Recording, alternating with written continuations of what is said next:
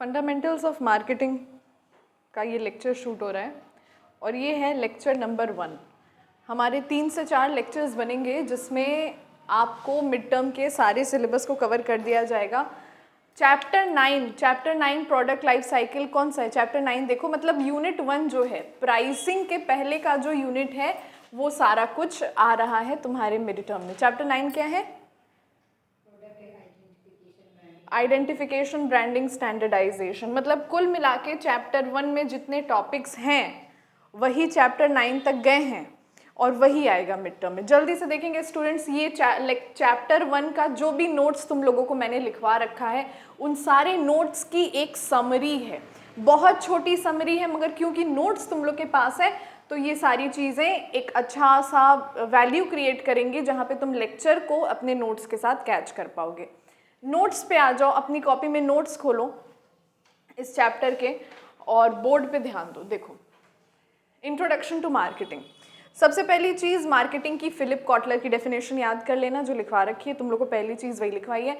Marketing क्या होता है स्टूडेंट्स? अपने प्रोडक्ट और सर्विस का कस्टमर वैल्यू क्रिएट करने के लिए कोई भी एक्टिविटी अगर आप करते हो वही क्या हो जाती है? मार्केटिंग हो जाती है। स्टूडेंट्स, ये जो मार्केटिंग होती है ये 2 तरह की होती है। सबसे पहली होती है ट्रेडिशनल और दूसरी होती है मॉडर्न।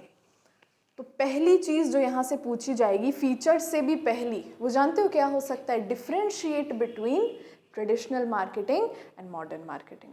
और ये जो क्वेश्चन जब पूछा जाएगा ना तो ये क्वेश्चन सीधा सीधा 5 नंबर के लिए पूछा जाएगा। उतने के लिए तुम्हें आंसर करने को तैयार होना चाहिए। देखो, ट्रेडिशनल मार्केटिंग की अगर हम बात करते हैं, पुराने समय की मार्केटिंग, देखो पुराने समय में मार्केटिंग कोई बहुत बड़ा डिसिप्लिन नहीं था। It was a small discipline, it was not very much counted at all. पुराने समय में जो चीज़ अवेलेबल हो गई उसको बेचना है, चाहे कस्टमर को नीड हो ना हो। पहले सेल्समैन जो होते थे, सेल्स गर्ल जो होती थी बहुत ज़्यादा तादाद में होती थी। ऐसा क्यों करती थी कंपनियाँ? इस वजह से करती थी क्योंकि जो भी प्रोडक्ट मैन्युफैक्चर कर दिया गया उसे किसी ना किसी तरह से तो बेचना ही है। तो यहाँ पे जितना भी फोकस था इन लोगों का प्रॉफिट, सेल्स के थ्रू प्रॉफिट को जनरेट करने में था। Is that okay? समय बदला, नए कंपेटिटर्स आए, हर ब्रांड का एक कंपेटिटर आ गया, हर प्रोडक्ट का एक कंपेटिटर आ गया। और कंपेटिटर है तो डेफिनेटली पहली उसकी कोशिश, कोई कंपटीशन में कैसे आ जाता है? जब वो तुम्हारी तरह परफॉर्म करने लगे, या टू बी मोर प्रिसाइज तुमसे बेटर परफॉर्म करने लगे, तब वो इंसान में दम लगता है, तब वो कंपटीशन लगता है। तो जब अल्टरनेटिव्स कस्टमर को मौजूद होने लगे, तुमसे अच्छी सर्विस तुमसे कम दाम में कोई देने लगा, तब यहाँ पे धीरे धीरे modern concept of marketing develop हुआ। मॉडर्न कंसेप्ट ऑफ मार्केटिंग का मतलब ये था, प्रोडक्ट तुमने जो बनाया छोड़ो, तुम्हारा प्रोडक्ट अगर कस्टमर को नहीं पसंद है वो वापस कर देगा। तो यहाँ पे वैल्यू एडिशन होगी कस्टमर के सेटिस्फैक्शन के थ्रू। अगर तुम्हारे प्रोडक्ट में इतना दम है, इतनी क्वालिटी है, ऐसा प्राइस रेंज है कि प्रोडक्ट वो ख़त्म हो जाए तो कस्टमर वही प्रोडक्ट मांगे, तब तो तुम मॉडर्न मार्केटिंग के सिस्टम को मैच कर पा रहे हो। Otherwise you are not resonating with it. So modern marketing means here we have to create customer value, customer satisfaction.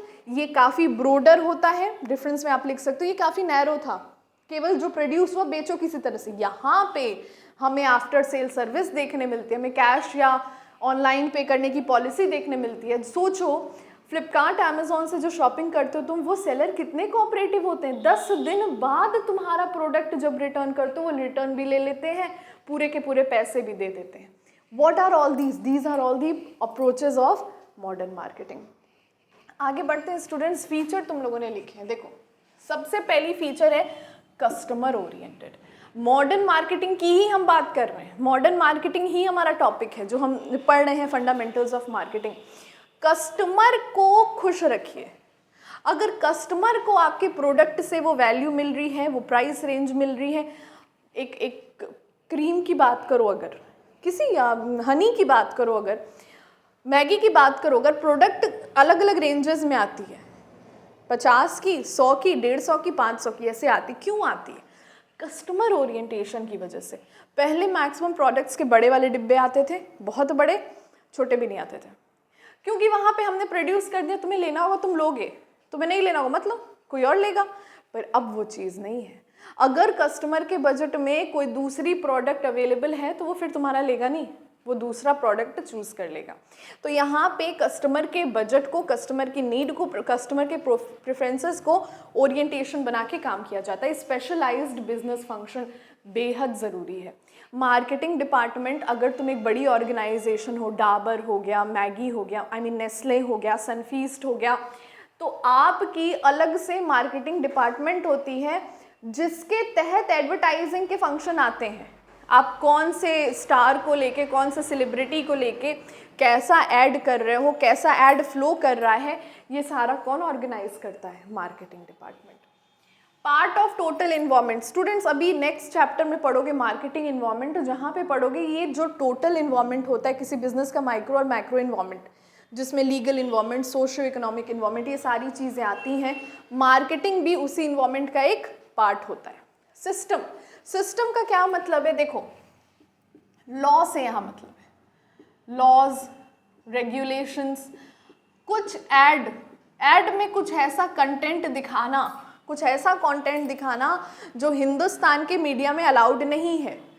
जैसे हिंदुस्तान की मीडिया में अलाउड नहीं है कि आप किसी वर्ग विशेष का, मतलब कोई स्पेसिफिक समाज का, समुदाय का बहुत ही बुराई दिखाएं, किसी समुदाय के खिलाफ बोलें। तो अगर आपका एडवर्टीजमेंट ऐसा है जो किसी वर्ग विशेष पे सीधा सीधा प्रहार कर रहा है, एक टाइम पे तनिष्क का एक ऐसा ऐड आया हुआ था, वो बैन हो जाएगा, वो चल ही नहीं पाएगा। एक सिस्टम के तहत आपको अपना ऐड चलाना है, और वो सिस्टम है हमारे देश का जो एडवर्टाइजिंग का कानून होता है। क्या चीज़ें लोगों में दिखाई जा सकती हैं, क्या चीज़ें लोगों में नहीं दिखाई हैं, क्या चीज़ों का प्रमोशन नहीं करना है। कभी तुमने सुना है कि कोई टेररिस्ट ग्रुप आके अपना ऐड करवाए, ज्वाइन करिए हमारा टेररिस्ट ग्रुप, और एक बार में मारिए 50 लोग? नहीं होता है, क्योंकि ये सारी चीज़ें हिंदुस्तान के कानून के विरुद्ध हैं। सोशल फंक्शन, सोशल फंक्शन मतलब होता है कि ये ऐड हम कस्टमर कहाँ से गेन कर रहे हैं? हम कस्टमर सोसाइटी से गेन कर रहे हैं, और सोसाइटी से अगर गेन कर रहे हो तो तुम सोसाइटी के वेलफेयर के खिलाफ काम करके कस्टमर नहीं गेन कर पाओगे। तुम्हें सोसाइटी के नीड के अकॉर्डिंग चलना है। अगर सोसाइटी के नॉर्म्स हैं कि प्राइम टाइम में, प्राइम टाइम मतलब होता है स्टूडेंट सुबह 10 के रात के 11 बजे तक, जब छोटे बच्चे भी टीवी देखते हैं। मान लो तुम, सोसाइटी का नॉर्म है कि सुबह 10 से 11 जो है इंडियन टेलीविजन एक्ट में, प्राइम टाइम में कोई भी ऐसा कंटेंट नहीं दिखाया जाना चाहिए जो छोटे बच्चों के लिए या 18 साल से कम के बच्चों के दिमाग पर प्रभाव डाल सकता है। Whether it is a violent content और whether it is any other content, you can not show it. तो सोसाइटी में फंक्शन कर रहे हो तो सोसाइटी के नॉर्म्स का तो ध्यान रखना है ना, वरना सीधे सीधे केस होगा, तुम्हारा ऐड ही बंद हो जाएगा, और शेयर जो मार्केट में जो स्टॉक गिरेगा वो अलग घाटा सा होगा। Create mutually beneficial relations. Mutually beneficial relations का मतलब ये है, मान लो स्टूडेंट्स आपने किसी क्रीम का ऐड देखा और आपको उस क्रीम से रिलेटेड पर्टिकुलर स्किन का प्रॉब्लम है, तो वो ऐड में वो चीज़ उसने बताई और आपने जाके मार्केट से वो क्रीम ली, तो म्यूचुअल बेनिफिट हुआ। ऐड के थ्रू आपको नॉलेज मिली और आपके सेल के थ्रू प्रोड्यूसर को पैसा मिला। तो यहाँ पे जो म्यूचुअली बेनिफिशियल रिलेशंस होता है किसी प्रोडक्ट का और किसी कंज्यूमर का, या किसी प्रोड्यूसर का और कंज्यूमर का, उसको क्रिएट किया जाता है। आइए चलते हैं, जल्दी से देखते हैं स्कोप ऑफ मार्केटिंग। स्टूडेंट्स ये एमसीक्यू पॉइंट ऑफ व्यू से इनके नाम रख लेना। सब स्कोप का मतलब होता है दायरा। मार्केटिंग कहाँ कहाँ फैला हुआ है? सबसे पहला है रिसर्च, फिर है एक्सचेंज, फिर है फिजिकल सप्लाई और फिर है फैसिलिटेटिंग फंक्शंस। रिसर्च का मतलब क्या होता है? रिसर्च का मतलब होता है उस प्रोडक्ट को लेकर, उस एडवर्टाइजिंग को लेकर आपने यहाँ पे अनुसंधान करना है। अनुसंधान मतलब एक होमवर्क है तुम्हारा, तुम्हें समझना है कि ये प्रोडक्ट कौन से मार्केट रेंज में बिकेगा, इस प्रोडक्ट को कौन खरीदेगा, कौन नहीं खरीदेगा। मान लो नॉर्थ ईस्ट में लग रहा है, तुमने एक जूते बनाए जो पहाड़ी इलाकों के लिए बड़े परफेक्ट हैं, तो तराई एरिया में, गोरखपुर जैसे एरिया में नहीं ना उसका एडवर्टाइजिंग करोगे, कहाँ जाओगे उसका बोर्ड वगैरह लगवाने? हिली एरियाज़ में। तो आपको रिसर्च करना पड़ता है कि आपका प्रोडक्ट किसके अनुसार, किस कंज्यूमर ग्रुप के अनुसार परफेक्ट है, जिसको हम नाम देते हैं मार्केटिंग रिसर्च का। साथ ही साथ हम यहाँ ये भी देखते हैं कि एडवर्टाइजिंग कौन सी टेक्निक हमें अपनानी है। फिर हम देखते हैं product planning and development. Product planning and development मतलब तभी वो पॉसिबल है जब आपका एग्जिस्टिंग प्रोडक्ट कुछ कंज्यूमर यूज़ किए होंगे, तब तो वो बताएंगे कि आपके प्रोडक्ट में ये गड़बड़ी थी। ठीक है, फ्लिपकार्ट से कोई रिटर्न आ जाए घर पे, उसको रिजेक्ट कर दो तो they will give you a mail कि क्यों रिजेक्ट किया, क्या दिक्कत थी, प्रोडक्ट खराब था या आप अवेलेबल नहीं थे। आपके रिस्पॉन्स पे ये डिसाइड किया जाता है कि क्या इस प्रोडक्ट में कोई डेवलपमेंट करने की ज़रूरत है, क्या कोई प्लानिंग करने की ज़रूरत है, या प्रोडक्ट आप ठीक है बस कंज्यूमर अवेलेबल नहीं था उस दिन। दूसरा जो स्कोप होता है स्टूडेंट्स वो होता है एक्सचेंज का। एक्सचेंज में वैसे तो हम कहते हैं दो पार्टीज होती है, प्रोड्यूसर कंज्यूमर, मगर बात ही इतनी सिंपल नहीं है।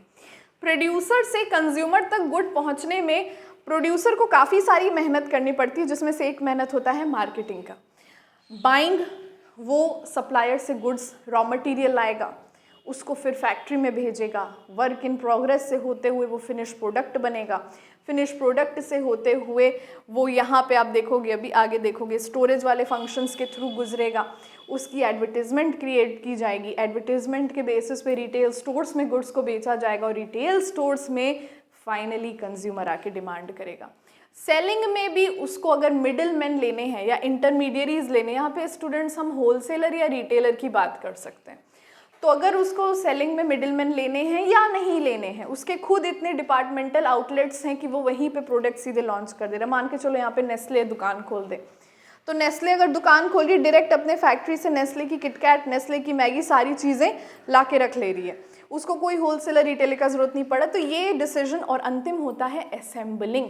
अब ये ना गाड़ियों की कंपनी की हम बात कर रहे हैं, सीट कहीं और मैन्युफैक्चर हो रही है, हैंडल्स कहीं और मैन्युफैक्चर हो रहे हैं, ब्रेक कहीं और मैन्युफैक्चर हो रहे हैं, टायर किसी और कंपनी के, और एक डिपार्टमेंट में आके वो सारे एक हो जा रहे हैं और एक बाइक खड़ी हो जा रही है। तो ये क्या होता है, असेंबलिंग का फंक्शन। असेंबलिंग के फंक्शन का मतलब होता है many various finish products are making one finish product. Okay, अंतिम देखते हैं फैसिलिटेटिंग। फैसिलिटेटिंग को कहते हैं सुविधाजनक, जो सुविधा दे, जिनके बिना ये सारी चीज़ें अधूरी हैं। सबसे पहला होता है फाइनेंसिंग। हर प्रोड्यूसर के पास इतना पैसा नहीं होता है कि वो खुद ही की ज़मीन ले, खुद ही की फैक्ट्री लगाए, खुद ही का एसेट ले। अगर होगा भी ना तो वो करेगा नहीं। क्यों? क्योंकि इनकम टैक्स डिपार्टमेंट पहले आ जाएगा, कंज्यूमर पीछे रह जाएगा कि इतना पैसा आ कहाँ से रहा है तुम्हारे पास।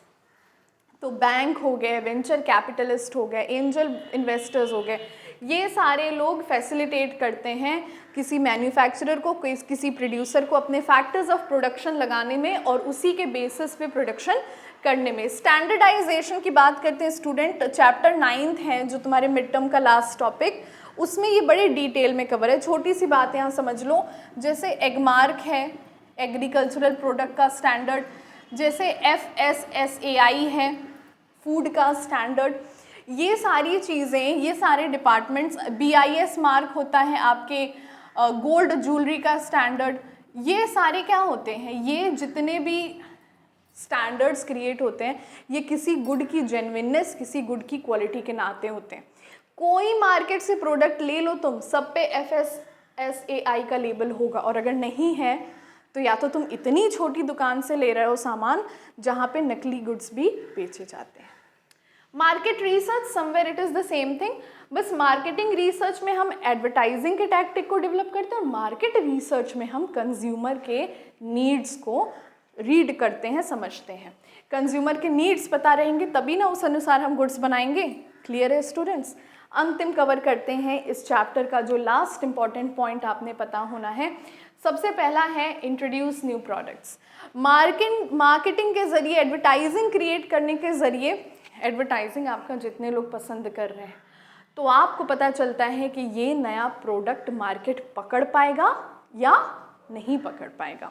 एग्जाम्पल ले सकते हो टच स्क्रीन फ़ोन, जब कीपैड फ़ोन के बाद टच स्क्रीन फ़ोन के ऐड आया और सैमसंग ने लाया था शायद पहला touch screen phone, took the market by storm. Shares Samsung के इतने ज़्यादा बढ़ गए थे, क्या पता चला यहाँ से कि हाँ लोगों में टच स्क्रीन फ़ोन की डिमांड है। उसके बाद बूस्टिंग सेल्स, सेल्स को बूस्ट करने के काम आता है। आपकी एडवर्टाइजमेंट लोग देखेंगे, अगर ऐसा प्रोडक्ट वो सर्च करें या पहले से यूज़ करें तो आपके प्रोडक्ट को भी कंसिडर करेंगे। Increase company reputation. अगर मेरा प्रोडक्ट है, ठीक है, और हम अपने प्रोडक्ट को किसी ऐसे स्टार से, किसी ऐसी सेलिब्रिटी से ऐड करवाएं जिसकी गज़ब की फ़ैन बेस है, गज़ब की फ़ैन बेस है, तो ऑटोमेटिकली उसकी फ़ैन बेस में क्रिएट हो जाएगा कि अरे उसकी कंपनी का जो एडवर्टीज़मेंट है ना वो रॉकी भाई करते हैं, तो ऑटोमेटिक रॉकी भाई के जो फैंस होंगे हमारी कंपनी के प्रोडक्ट्स परचेज करने को, भले उनको ज़रूरत ना, बट दिल भी लाइक, मान लो उसमें मैंने रॉकी भाई की फ़ोटो भी लगवा दी, जैसे मैंने लिखवा दिया रॉकी भाई स्पेशल एडिशन और उसकी सिग्नेचर की फ़ोटो उसमें कॉपीज़ करवा दी, people will buy it even they don't need it. जैसे वीवो के फ़ोन ने IPL के टाइम पे किया था, IPL के फ़ोन्स फैंस को नहीं ज़रूरत थी फ़ोन की, still they bought, why, because उसके पीछे IPL का लोगो लगा हुआ था। And the last is source of new ideas. जैसे जैसे जनरेशन आगे बढ़ता है कंज्यूमर कैटेगरी भी शिफ्ट होती रहती है, नए नए कंज्यूमर डेवलप होते रहते हैं। आज से 25 साल पहले मार्केट में जो विमेन प्रोडक्ट्स की डिमांड थी, आज के कंपैरिजन में वो कुछ नहीं थी। आज बच्चियां 16-17 साल की हो रही हैं and they are going for बड़े बड़े मेकअप ब्रांड्स, बड़े बड़े क्लोथिंग ब्रांड्स। 25 साल पहले ये पॉसिबल ही नहीं था। एक थान आ जाता था, उसी में सारे भाई बहनों का कपड़ा सिलवा देते थे लोग। तो ये जो होता है सोर्स ऑफ न्यू आइडियाज़ होता है कि हमारा मार्केट अब कौन सा कस्टमर ओरिएंटेड हो रहा है। आप अमिताभ बच्चन के लेटेस्ट ऐड देखिए, वो शायद अपनी ग्रैंड डॉटर के साथ कुछ मुथूट फाइनेंस का ऐड करें, आई गेस मे बी, या किसी बैंक का ऐड करें समवेयर। वो एक्टर कितना पुराना है, मगर उसको एक न्यू बी के साथ एक नए जनरेशन के, उसको नए जनरेशन का ही तो दिखाए हैं। क्यों कोलैब करवा रहे हैं? क्योंकि वो रेजोनेट करवा रहे हैं। मुथूट फाइनेंस वाले, if I am not wrong, they are trying to resonate it with the new generation. नया जनरेशन सोना चांदी उतना नहीं खरीद रहा है, जैसे पुराने जनरेशन में सोना ही इन्वेस्टमेंट था। आज के बच्चे, आज की यूथ कंसिडर करती है उससे बढ़िया मैं क्रिप्टो में ना पैसा लगा दूँ, सोना खरीदना रिस्की है, मैं गोल्ड बॉन्ड ना खरीद लूँ। तो अपनी रेजोनेंस, अपनी रेलिवेंस दिखाते हैं आप जब न्यू जनरेशन के साथ, या जो भी फोर्थ कमिंग जनरेशन है उसके साथ कोलैब करते हैं। ठीक है, इसी के साथ हमारा पहला चैप्टर का लेक्चर खत्म हुआ। विद दैट बीइंग सेड, सारी चीज़ें कवर है, कुछ भी आंसर करने को तैयार हो तुम लोग जो चैप्टर फर्स्ट में से मिड टर्म में पूछा जा सकता है।